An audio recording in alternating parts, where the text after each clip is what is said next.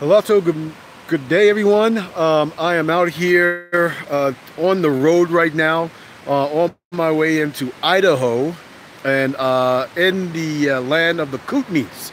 Now, the Kootenays is a tribal faction that has been around for quite some time. Again, it's another one of those federally recognized organizations, but they do hold a lot of secrets in terms of the original indigenous beings of North America.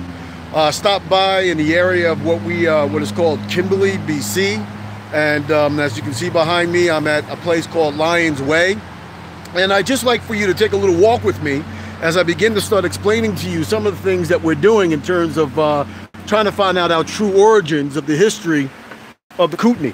Now, one of the things that you have to understand is that as we're out here, you're going to see some really beautiful things, and I recommend everybody to try to get out here to try to do a lot of things in terms of looking at your natural history, your natural heritage, and where you actually really came from.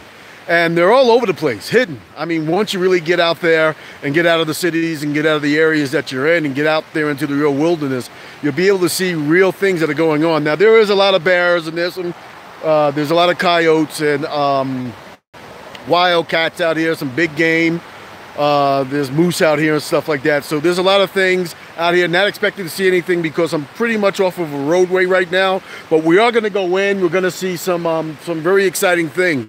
But the importance of this this discovery trip about the ancient origins of our time is that the Kootenai does believe, as we walk here, the Kootenai do believe that that we are people that were brought here from somewhere else and not of the planet, and that we were brought down here. And this is really just beautiful right here, as you can see and hear the raving waters that are going on.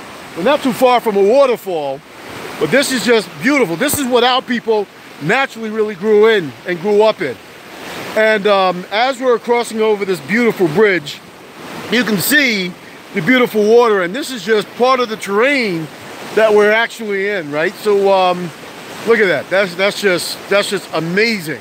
Reminds me of actually a place down there in Memphis where we're trying to build the capital of Idaho and Chief Yanash's land. It is just amazing.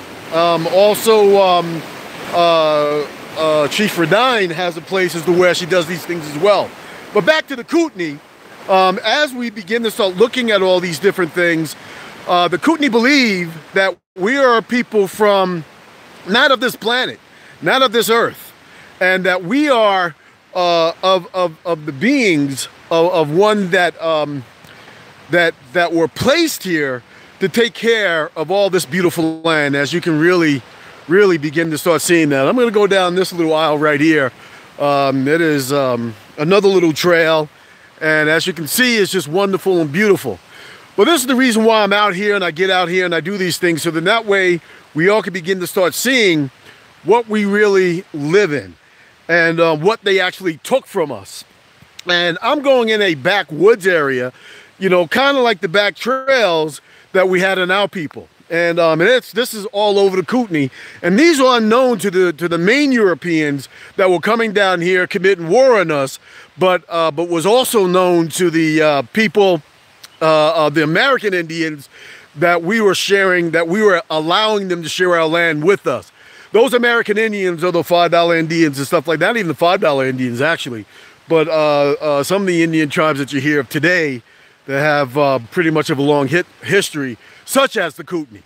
So as we're looking at this, you know, the Kootenai do believe in their sacred history that we were brought in here and brought around here to take care of this land. We were put here purposely to take care of the animals, to take care of the trees, to take care of the forest, to take care of any beings that may enter into this land. And when they began to start entering into the land, we began, I mean, there was a big war that happened over here when they first came over here. The Mongols first came over here, but we subdued them and made them a part of our natural heritage and our natural land.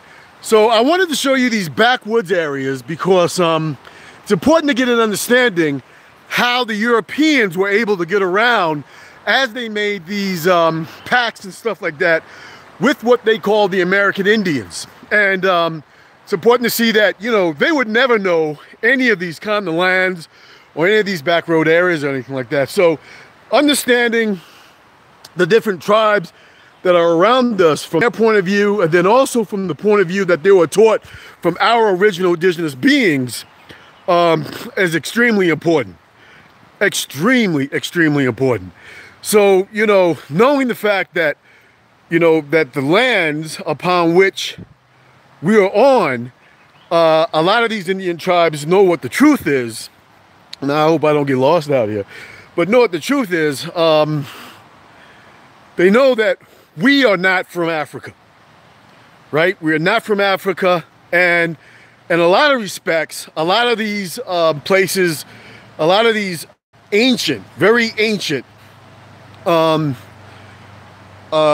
stories tell of beings that they call their sky gods, come down, brought us down here on this plane, on this land, to take care of it. So this is what I really wanted to show people, and just to get the understanding as to why we're doing what we're doing here at INA, why it's very important for us to have an understanding that we must all come together, why it's important for every one of our so-called tribes and nations, communities, and organizations and alliances to function as one. Because if we don't do this as a country of people, we'll just be just the same about of things as other people are. So enjoying the day. How you doing? And as you can see, you know, people are enjoying, you know, the land upon which we're on. They're out here doing their thing, and we're not, right? So it's important for us to have a great understanding as to what we are as we begin. You know, you look at these big giant rocks, and it's beautiful. I mean, just beautiful. And the pictures and the words, you know, they cannot really explain the things that we have out here in our own wilderness. And you know, when you go down to places like St. Louis and go to the mounds, and you go down to places like you know, Memphis, Tennessee, and go to the mounds, these are the mounds upon which, you know, a lot of people really need to make their presence, and really need to get in there to get your real history, because the real history, again, is not being taught in the church. It's not being taught in your colleges. It's not being taught in your high schools. It's not being taught in your middle schools. It's not being taught in your elementary schools, and it's not being taught, period, in the mainstream formulations of history that we take in this system. And this is the reason why our historical council is doing trips like these, to get the word out, to make sure that we as a people have an understanding as to where we are truly from. Isn't this just beautiful? This is beautiful. This is beautiful. I ask everyone to go to www.i-m-indigenous.org and find out more ways for you to support things such as this. We need to get off of the mainstream media platform. And one of the main things that I'm doing right now is doing exactly just that. We are developing new ways of doing things to try to make sure that we are out of this system and back into our natural formation of our own land, of our own people. This is just one of the most wonderful things that you can actually experience when you're doing your nature walks. So, you know, when African Americans and Africans, you know, invite you to go along to do all different types of things, such as go out to see your country land, make sure you go out there and see them, right? When Radine up there, I think she's in North Carolina. I got to get more information on her. But when she asked for you to come out there and do the gatherings down there at the place that she has, go. When Reverend Betty, she has a whole entire place that's set up down there, at least a couple of 100 acres, to be able to do retreats and all kinds of beautiful things. Go. You have to be able to be connected to your land. You have to be connected to your property, because North America is our property. And as you can see, I mean, when you look at this, these are backwoods areas. And these backward areas, the Europeans that were coming over from Europe would never have known anything like this, because everything to them pretty much looked like, you know, bare woods. They couldn't get around. So it's important for us to have an understanding and know this, right? So this is our land, our place, our people, and this is the reason why I'm out here in these Kootenays, meeting and greeting with the people. A lot of people don't want to be filmed, and they don't want to be recorded, but I'll do the best that I can. But I'm going to get some real factual information about the about our creation story and how we were. But just remember, it is a very good understanding that a lot of the secret, and again, these secret organizations within the American Indian population know that we were brought here and we were not made in Africa. We did not come out of Africa. They know it. And so I'm trying to get a hold of some of these secret documents that they have in the American Indian areas. As of right now, it looks like it's very difficult to achieve, but I'm going to try to do that. And so I just wanted to do this short video just to get everybody an understanding where we're from, what we're doing out here, why the Historical Council of India is producing what they're producing, and why Dark Matter Radio is trying to make sure that we're keeping our areas open and free in order for us to be able to do programs like this and not be censored off of YouTube or Facebook. Because as people start to know now, as you become enlightened, as you become awakened, and I mean, this is real enlightenment. I mean, when you begin to start finding out who and what you are, this is real enlightenment. It's not like that Arab Spring that happened over there that was fictional and that there was function underneath the world system. This is not functioning underneath the world system. This is actually real stuff that's happening in real time, and they're trying to delete it out of our history books, out of our records, and off of Facebook and YouTube. That's why, you know, we are committed to get ourselves out of this thing. So, you know, with African Americans and African, with Yanash, with Chief Skyhand, Chief Betty, with some of the members of the Omek nations, with my family is around, you know, came out of the Omek nation area. And also some of what you would now call the Cherokee area. It's very important for us to be as one. So, you know, I'm just bringing this to you, short video to you, just so you can take a look at what we came out of. And I'm here in the deep woods of the Kootenai. And I'll try to get some more footage as I go down the road into Idaho, into the land of the Kootenai Indians, and